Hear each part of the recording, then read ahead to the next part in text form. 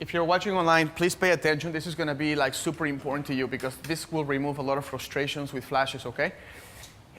There's nothing more frustrating that you turn on the flash, you try to set up some light pocket, or you try to improve the light somehow, and your flashes are just not talking to each other. And you're just like, and then your clients are like, you know what I mean? So let's not do that. Let's just know how this works, and then we can avoid these issues. Right, Connie? Let's avoid issues. Here we are. Flashes have to communicate with each other in order for them to fire at the same time. It's like speaking English to people, right? You speak to them, they speak to you, and you respond, and you go back and forth. This is communicating with this, just like I'm communicating with you, just like Nikki and I communicate on breaks, okay? So, there's two kinds of communications, two main ones that happen. The first one is optical, or they call it line of sight. What that means is that when this flash fires, the light goes out, and then this flash says, I see you, and then it fires because it sees that one. It happens so fast because guess what? It happens at the speed of light, which is rather quick, you know, not just pretty impressive, you know, speed of light.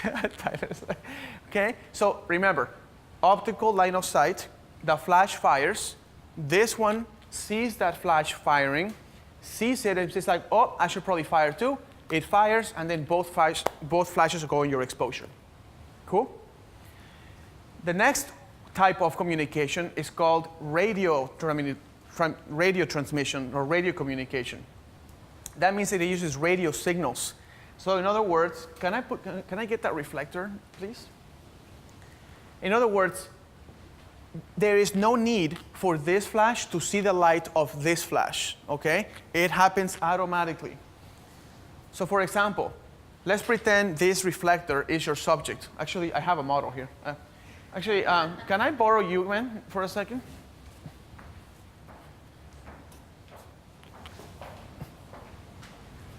Everybody, this is Calvin. He's modeling for us today. That's right. I'm still better looking. Okay. And I'm still not as tall. All right, well, not everybody wins in the gene pool, I guess. So, can you stand right in between these two flashes real quick? Okay, cool, right there, and then face this way. This way, right there, so the cameras can see you. In radio transmission, the flashes don't need to see each other. They just have to, this one fires, and it sends radio signals to the other flash, and it says, you fire now, okay? That's super important because if you want to backlight him, or you want to create rim lighting or something like this, his body is not exactly see-through. Does that make sense?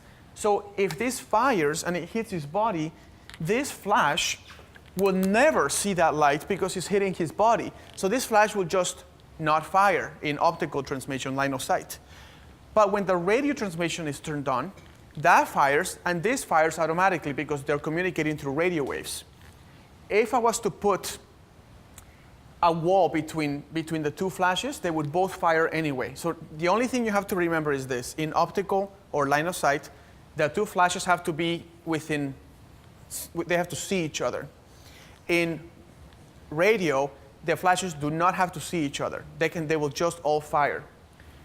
Let me explain to you the difference between Canon and Nikon now. In Canon, in optical, the sensor to receive the signal is in the front.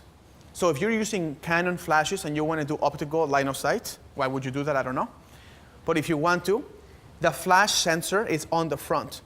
In Nikon,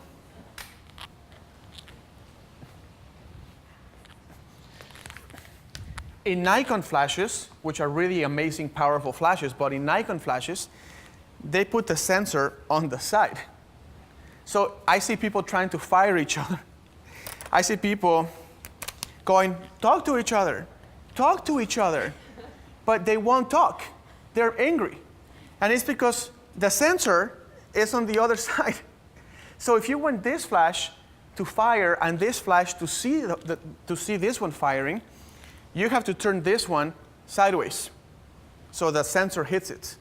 Then you have to turn the flash head in the original direction that you wanted. So now this one fires, this sensor goes, I see you, and then the flash fires. So that's very important. In Nikon, the sensor's on the side. On Canon, the sensor's in the front. Okay, last but not least, in Canon, you have radio, you have optical line of sight capabilities, but this 600EX RT flashes also have radio built into them. That means that with one unit, you can do line of sight or you can do radio. You can put walls between each flash, it doesn't matter. It will fire. With Nikon, you only have optical. So if you want radio transmission so you don't have any problems, you're going to have to put pocket wizards on this. So what happens is,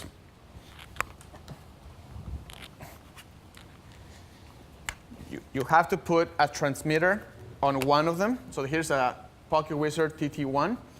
You put one of them here. Now this can communicate with a receiver. The receiver is this one, pocket wizard TT5. So thank you, Ken. Yep. So then this one receives the signal, and problem fixed. Okay, that's it. So now, when this fires, this one can be in between his body. Sorry, man.